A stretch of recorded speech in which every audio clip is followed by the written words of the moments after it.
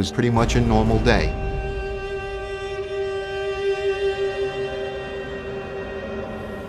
What is your emergency? I just remember screaming and screaming.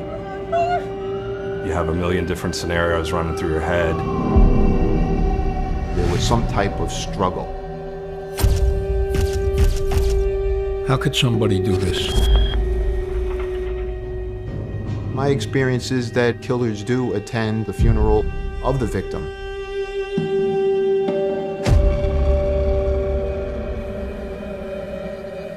Only an evil person would do such a thing.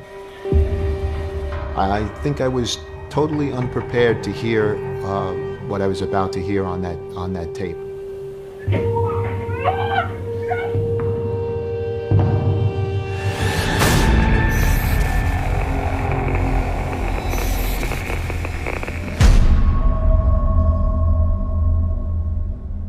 North of New York City in Rockland County is the small town of Nanuet.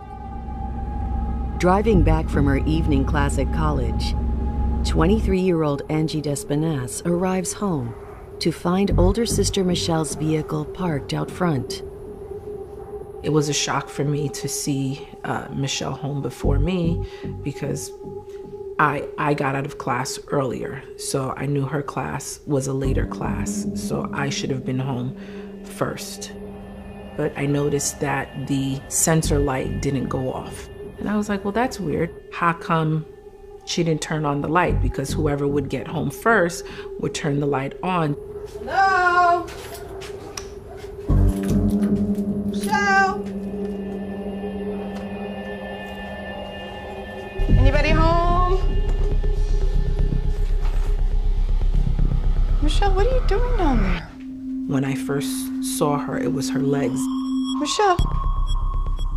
When I called out to her and she wasn't responding, then I realized there was something wrong. Oh my God, Michelle? Oh my God. Oh my God, Michelle? Oh my God. Somebody help! Oh my God! Michelle, please help me! Neighbor Ruth Ireland dials 911. 911, what is your emergency? I have no idea what's wrong. There's something happened across the street. What happened? Can you see anybody there? Is anybody injured? Yes, they got attacked. I don't know what. Who got attacked? Who got attacked? My girlfriend across the street. I just remember screaming and screaming and Ruth coming over to see if I was okay and explaining to her that Michelle was hurt. Ruth's husband tends to Michelle, but she's unresponsive. Okay. Tell me what happened. It looks like somebody hit her. Okay, is she conscious and breathing? No, she's breathing, but I don't believe she's conscious. Okay, no, we already have officers on the way. We have an ambulance on the way. I'm just trying to... The first few minutes of any emergency is critical. Dispatcher called my unit and asked me to respond into the Nanuet area. It's unnerving. Your adrenaline gets pumping. You know, you have a million different scenarios running through your head.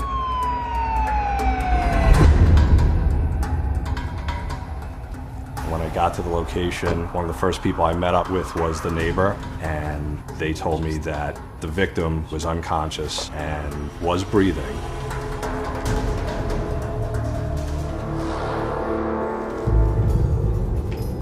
I saw the victim lying down on the floor. She was bleeding profusely from the head. My initial instinct was that she had been involved in some sort of dispute with someone and had been struck in the head. I had no idea what she was struck with or how she was struck. With life-threatening injuries, Michelle is rushed to the hospital. I just remember the urgency of having to get to the hospital and get to the emergency room. At that point, I had no idea what the outcome might be, but I think deep down I knew that it wasn't looking good.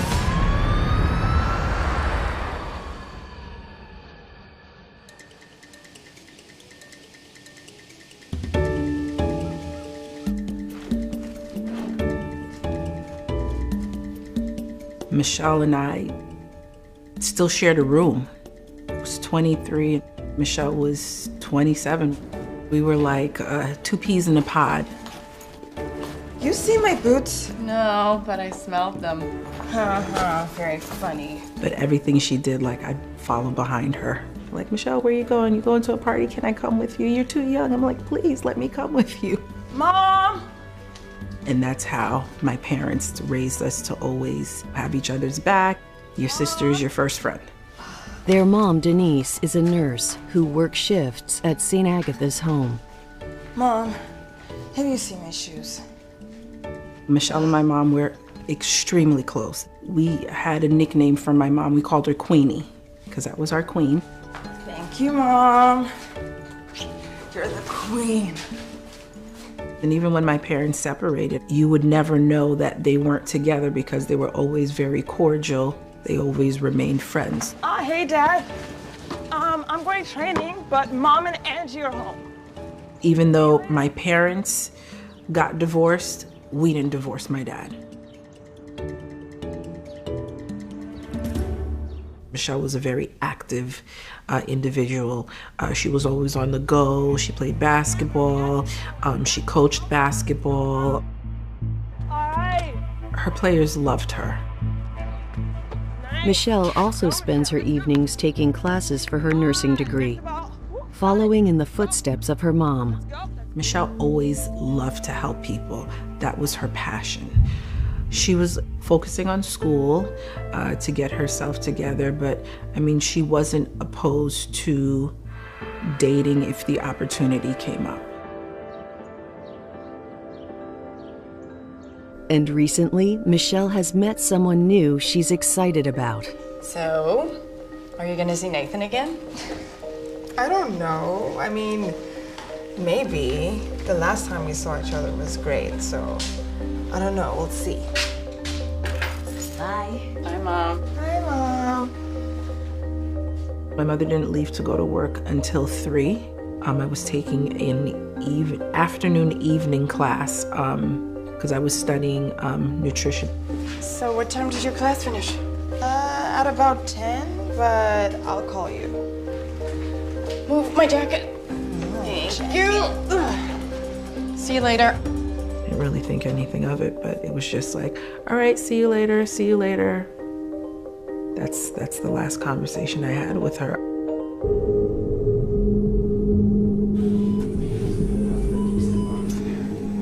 At Good Samaritan Hospital, Michelle is fighting for her life. Her family is informed that she suffered severe head trauma.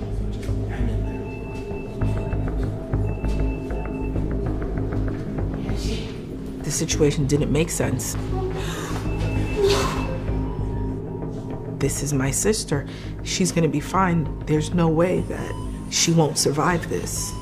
It's been us growing up all of our lives. That's who I know. That's my big sister. There's no way that Michelle is not gonna pull through this.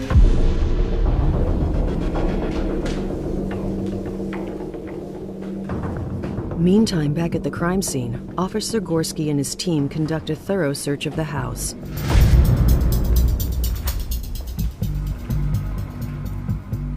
And soon discover the likely cause of Michelle's head injury.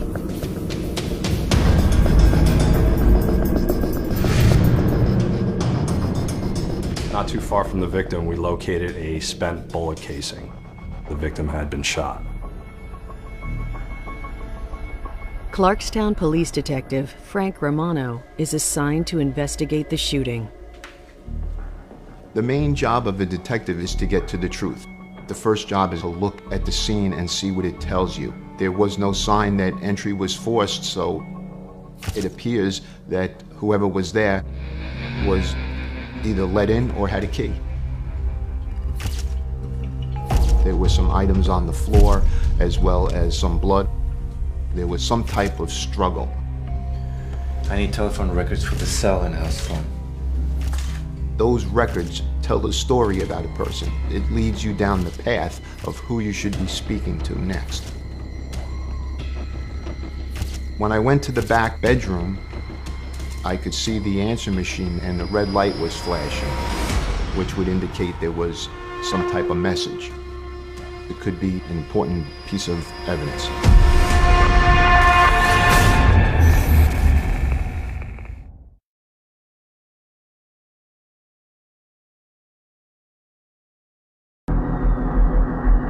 27-year-old Michelle Despinasse is in critical condition after being shot in the head.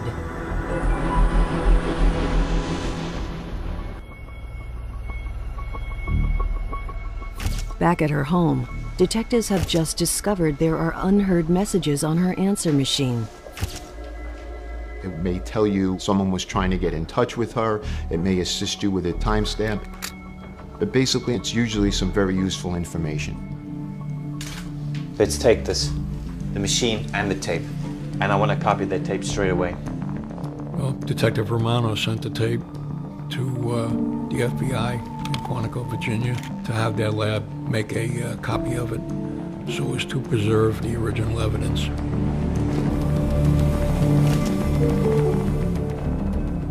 As Detective Romano surveys the scene, something catches his eye. I could see that there was a hole in the floor. There may be a bullet there. It appears Michelle was on the floor when the gun was fired. If we ever recover a weapon, we can tie that in to that particular round. So it's very crucial to recover that.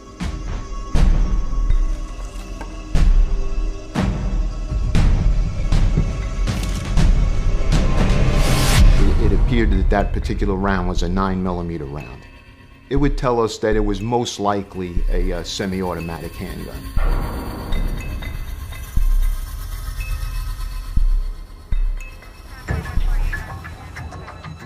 Detective Steve Murphy canvasses Michelle's neighborhood for potential witnesses. I had occasion to speak with Jessica, a neighbor of Michelle. Jessica told me that she didn't see or hear anything that night. Jessica last remembers seeing Michelle on Sunday, 3 days earlier.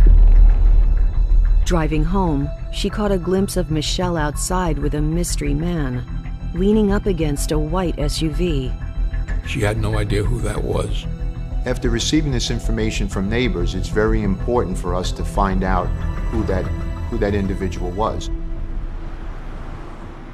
Whilst processing the crime scene, investigators attend the hospital to question Michelle's family and friends. It's important to speak to people that had contact with the victim so you can establish a timeline. In speaking to Angie and Mrs. Despinasse, it was pretty much a normal day. Michelle had left the house in the afternoon and was on her way to Rockland Community College to take her evening class. A friend named Barbara comes forward, claiming she spoke with Michelle twice that evening. The first call was at 8:15 p.m. She called me and she said she was getting out of class early that night and she was on her way home. Barbara received a second phone call that night from Michelle before 9:15, and in that call it was very odd because Michelle was whispering and she was telling her, "He's outside, he's outside." She sounded real scared, you know. She just kept saying that he was outside. Barbara said that the call ended abruptly and that she did try and call her back, but when she did, there was no answer. Michelle hung up before she could tell Barbara who was outside her door. So did she say who he was? No, she just said that he was outside. Barbara wanted to check in on Michelle, but she was out of state that evening. It was important in our investigation to find out who Michelle was referring to by saying, "He's outside." It appeared that it was someone that she knew. Between Barbara Fanner speaking to Michelle at around 9:15 and then the 911 call at around 9:40, we were able to narrow down the time frame when this happened.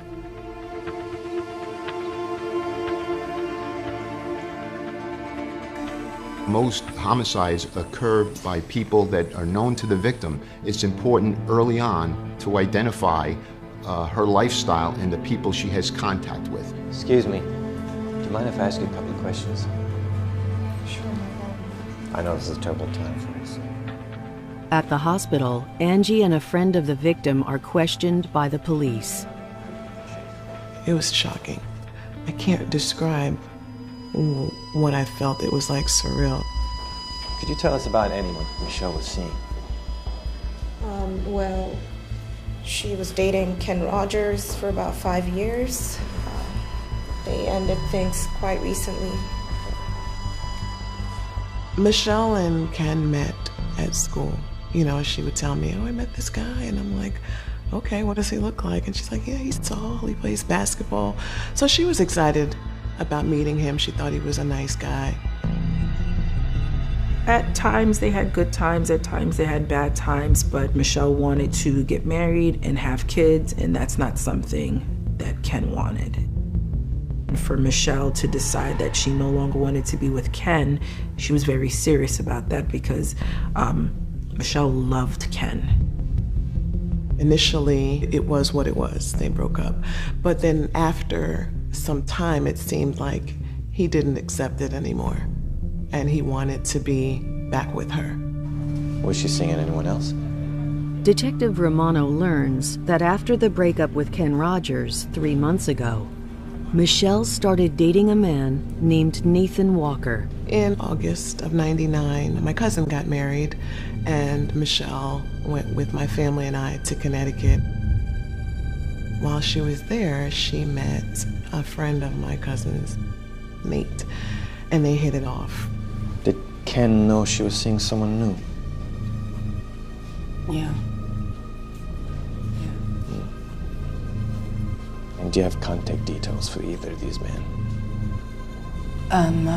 Ken lives in the Bronx. Okay. Thank you for your time.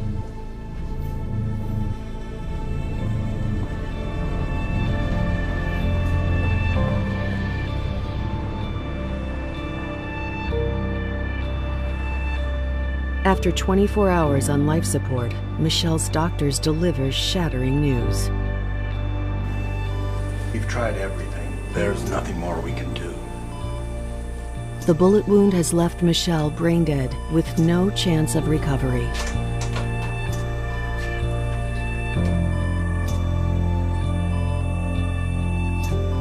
My mom and my dad had to make the decision to take Michelle off of life support.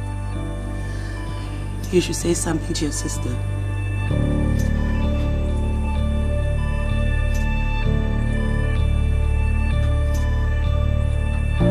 See you later.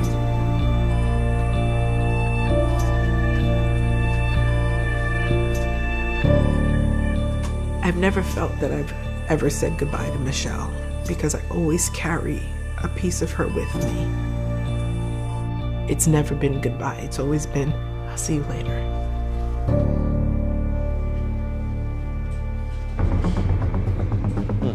The following day at Clarkstown Police Station, news reaches investigators that Michelle Despinasse has died. Thanks for letting me know.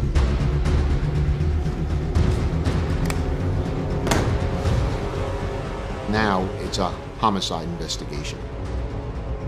Detectives head to the Bronx to find ex-boyfriend Ken Rogers. He checked where he used to live at 219th Street. They said he don't live there no more. They don't know anything about where he is. The stakes are higher, the pressure is on, and we know we needed to find the suspect before they disappear. Time is not on our side.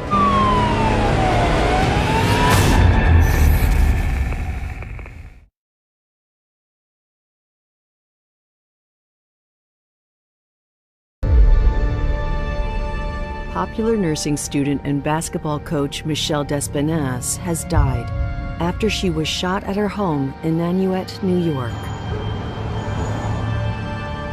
Investigators are looking everywhere for Michelle's ex-boyfriend, Ken Rogers, when out of the blue, he shows up at the police station. Ken Rogers had found out that we were looking for him. Ken Rogers. Thanks for coming. He believed that the police wanted to speak to him about an altercation he had with his sister's boyfriend. It's about Michelle Despinasse. Michelle. The detectives did tell him that the reason they wanted to speak to him was because of the incident that happened with Michelle.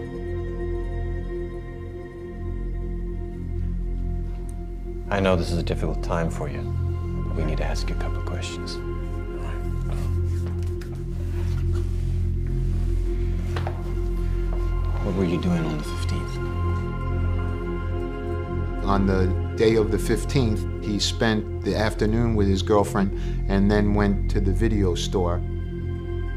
Ken tells police that he's moved on since his breakup with Michelle and now has a new girlfriend. After leaving her, he arrived at his friend Miguel's video store in the Bronx at 7 p.m. Where's Miguel? I don't know. He's late. And he was running late. Ken says he was asked to watch the store until Miguel turned up. What time did Miguel show up? Around 8. Yo, Migo. Yo, Ken. You've been gone too long, man. Place is mine now. We stayed there at the store until around about 10. In a circle. And then, boom. You can call. Your girl? Yeah. He spent the whole evening at the store from around 7 till after 10 p.m. that night. Okay. And what car were you driving? My girl's car. That particular night, he had borrowed a older Mitsubishi, and that's the car he was driving that evening. We want to check out Ken's alibi, so we went to the video store and spoke with the owner, Miguel. Hi. Hi. Detective Romano from Clarkstown PD. Do you know this guy? Yeah, it's Ken. Ken Rogers? Yeah. Was he in on Wednesday? Yeah. Okay. What time was he here about? He was here from 7 p.m. until 10. It kind of verifies what Ken had said, that he wasn't in the area at that time. Meantime, investigators have tracked down a number for Nathan Walker. The man friends say Michelle had just begun dating. Can I speak to Nathan Walker, please? Yeah, this is Nathan Walker.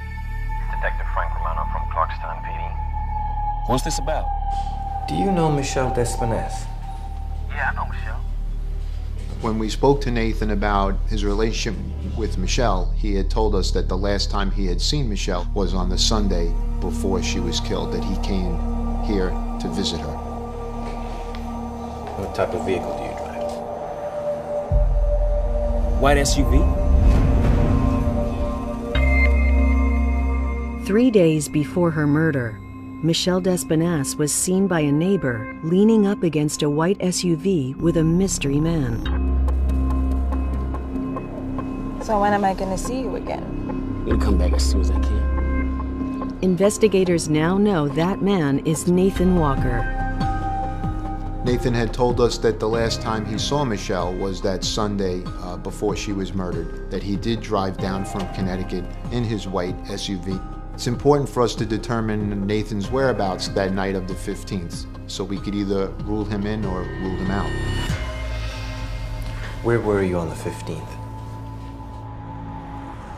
I was at home, Connecticut, my mom's house. Can anybody else vouch for you besides your mom? Yeah, my brother. Your brother? Yeah, my brother. Okay.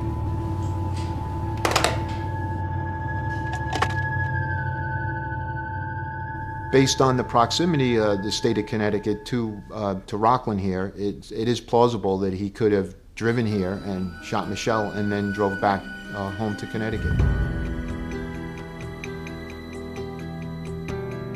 With Michelle's killer still at large, her family appealed to their local community for help. We wanted answers. The family wanted answers. What happened? Why? And who did this? Like, only an evil person would do such a thing to such a good person. It was a matter of urgency. Like, that person needed to be caught.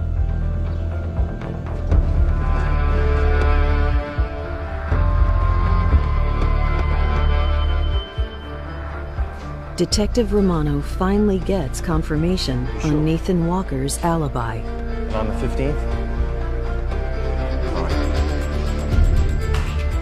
When following up with Nathan's alibi, we did speak to his mom and verify that he was in Connecticut during the night of the murder. With Nathan and Ken's alibis checking out, investigators look into who Michelle spoke to on the day she was murdered. Take a look at this. From reviewing the phone records of the 15th of September, we did determine that Nathan did call once. But another interesting thing was found that there was another number that called 3 times to Michelle. The number belongs to a man Michelle met on vacation 2 months ago. Is this Darren Jenkins? After learning this information, it could be a possibility that Darren may be involved in this in some way.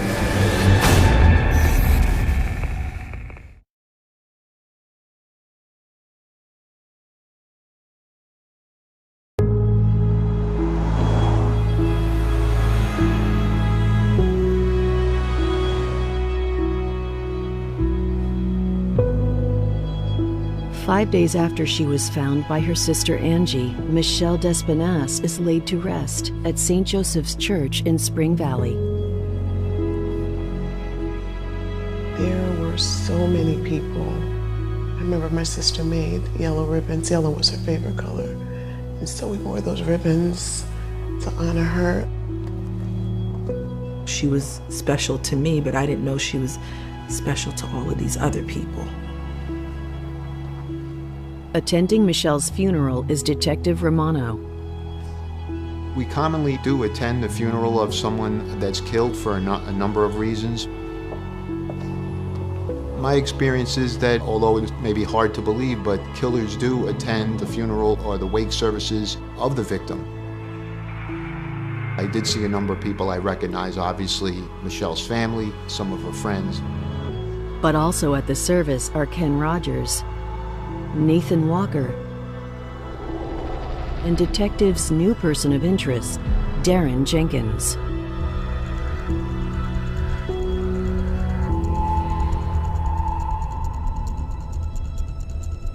After the funeral, I did speak with Darren Jenkins at the police station. So what happened? I met her at a cruise in the Bahamas, and we started going out. After meeting Michelle on vacation in July, a month after she broke up with Ken, Darren reveals they went on a couple of dates, but things never got off the ground between them. Darren told us that Michelle had broken up with him, mainly because that she wasn't ready to be in another relationship after just breaking off a long-term relationship. So as far as she was concerned, it was over. We decided to give each other some space.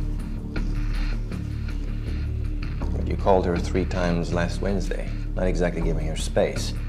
Yeah, I just wanted to see her again. And he was hoping that as time would pass, that they could begin their relationship again. He wanted more, and she didn't want more. That's what I think it was. Did you see her that night? No. I was in D.C. Well, he said he traveled to Washington, D.C. and met up with some friends. It places him about 5 hours away in a different state. And these friends, if I call them, are they going to back up your story? Yeah. Okay.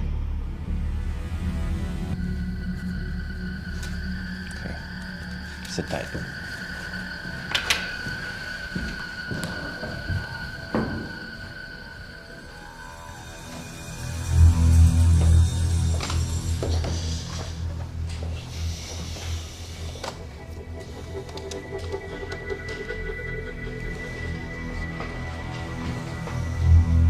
Hi, this is Detective Frank Romano from Clarkstown PD.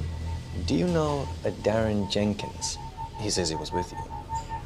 On the 15th? No, that'll be all. Thank you for your time.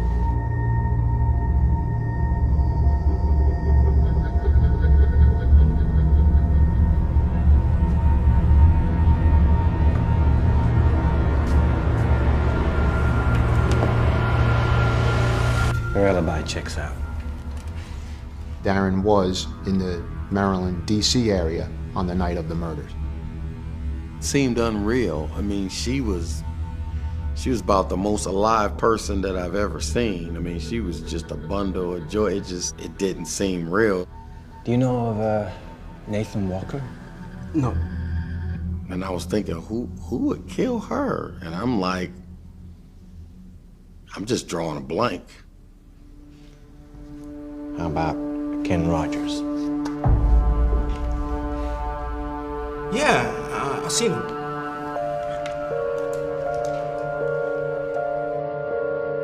Darren tells police about his first date with Michelle, just 7 weeks before her murder. Well, I drove down to New York to see her. And we were there talking for like hours, and then it got to be like 10 o'clock, and I looked up. This guy in your window. Angie!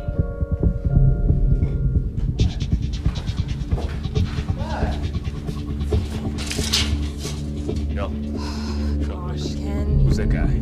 It's not your business. I love you, right? Yeah, you. You back. This guy's there, and he pissed, he see me. It's just not a good situation.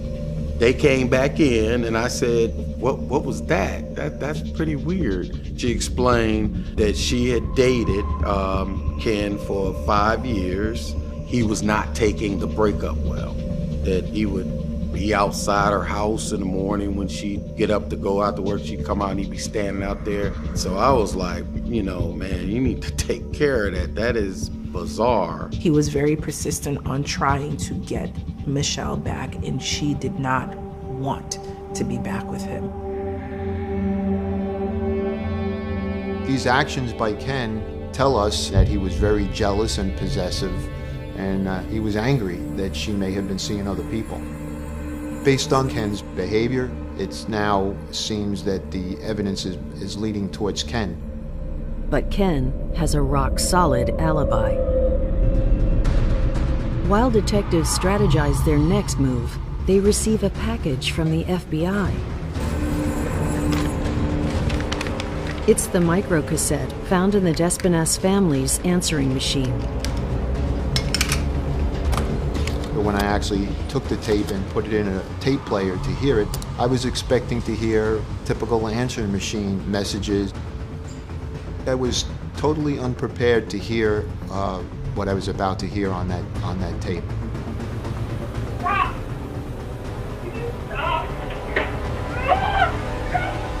It was obvious to me that I was hearing Michelle being killed.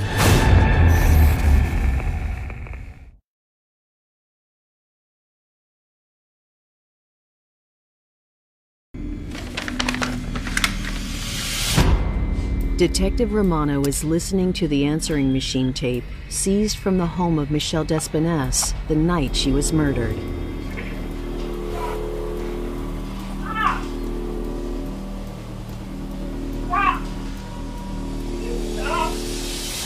It was obvious to me that it wasn't a recorded phone message. It was clearly something of much greater importance. Ruthie! Listen to this. The recording is a voice memo, which is activated by pressing a button on the answering machine. I had to play it again just to make sure it was real.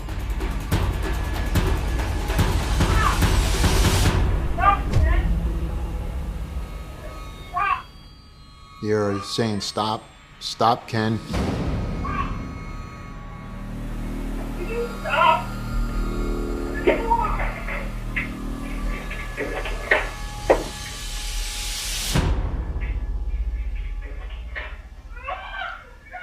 And then you hear her struggling and scream. Soon after Michelle's scream, the tape suddenly stops.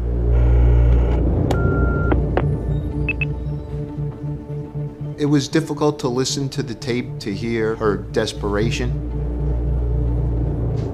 You wonder where humanity is. What happens? How could somebody do this? It was obvious that she was naming Ken and naming him and kind of telling us in a weird way that this is who her murderer is. Police are confident that Darren Jenkins and Nathan Walker had nothing to do with Michelle's murder. Detectives bring ex-boyfriend Ken Rogers in for a second interview. We'd like you to take a listen to this recording.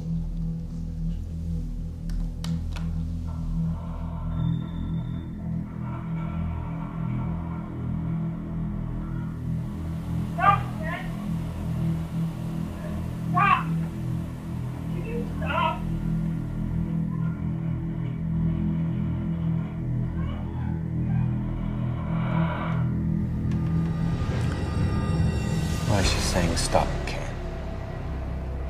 I don't know, man. It had an effect on him, and he was emotional. His physical demeanor and his body language was telling me that he was responsible. I told you I was at the video store that night. I was at the store. He insisted that he had nothing to do with it. I don't want to talk anymore, okay? I don't want to talk. And he got up and he said he wanted to leave, and he did. Despite Michelle naming Ken in the recording, his alibi places him nowhere near her house at the time of the murder. Investigators subpoena his phone records and bring in video store owner Miguel to scrutinize his story. Well, I wasn't totally honest with you. I was scared. Okay. He told us that he was in fear because a family member of Ken's had showed up and basically told him when the police talked to you, Ken was here all night. Miguel is still shaken by the incident, but decides he must come clean. So what happened? Ken was in the store when I got there, but he left at about 8:20. For how long? He came back around 10. For cooperating with police, Miguel is not charged for withholding crucial information. Ken was actually gone from the store for about an hour and a half. It's enough time for Ken to drive 26 miles to Michelle's home and back again.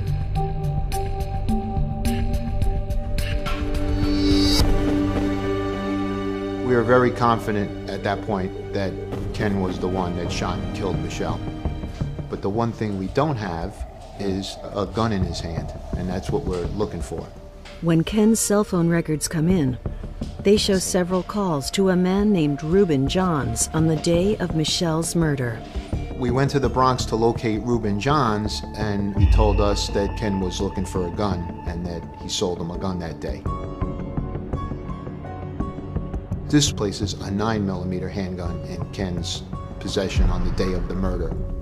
So it's huge, because we had recovered the 9mm shell casing as well as a 9mm round in Michelle's house.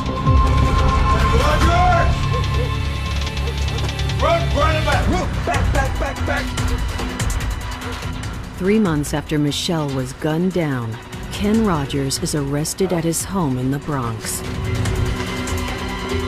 Kenneth Rogers, you're under arrest for murder of Michelle Despinasse. You have the right to remain silent. It was a good feeling to finally get him before he could hit the ground and run. Kim's apartment was searched for the handgun, and none was located. In May 2000, prosecutor Robert Magrino outlines what happened after Ken Rogers left the video store. The evidence indicated that Ken arrived at the house, was lurking outside.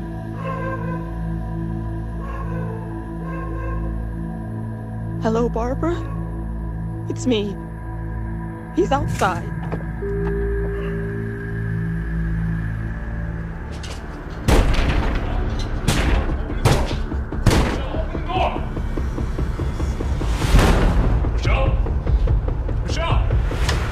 Michelle? Where is he? There is no Michelle, one where's your boyfriend? here, Ken. There's no boyfriend. Michelle? Where's your boyfriend? What, Ken? Yeah. Ken, Michelle, there is where is- no one here, Where is- Ken. Michelle, don't you lie. Ken, Don't you I'm lie. telling you, Where is he? there is Ken was probably looking around for other people, whether it was her family or perhaps another man. There's nothing. There is no one. Where are you at, man? Where is Michelle? Don't you like Michelle? What? As Ken turned his jealous rage on her, Michelle made the last decision of her life: to record the rest of the encounter.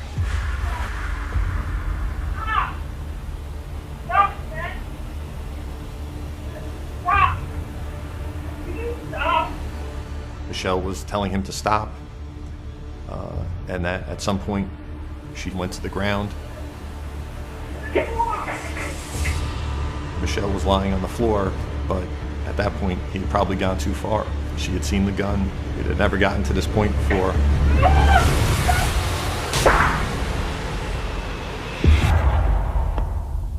The tape runs out.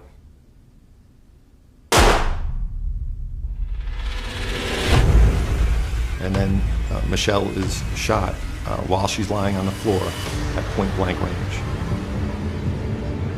Ken then raced back to the video store in the Bronx. The tape was a very compelling piece of evidence. It's Michelle, in essence, identifying Ken as her killer.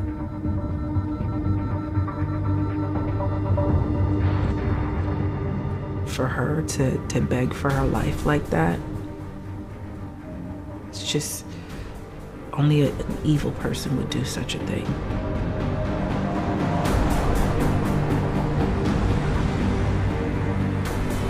Judge Nelson sentenced Ken Rogers to 25 years to life for the murder of Michelle Despinasse. I'd like Michelle to be remembered as just the kind, sweet person that she was. Just fun-loving, you know, adventurous and happy.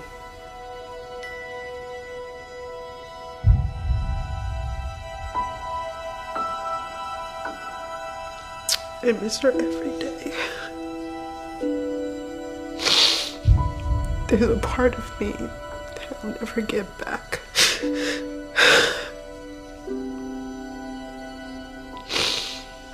And you feel like nobody understands you like your sister does. And that's the relationship Michelle and I will always have.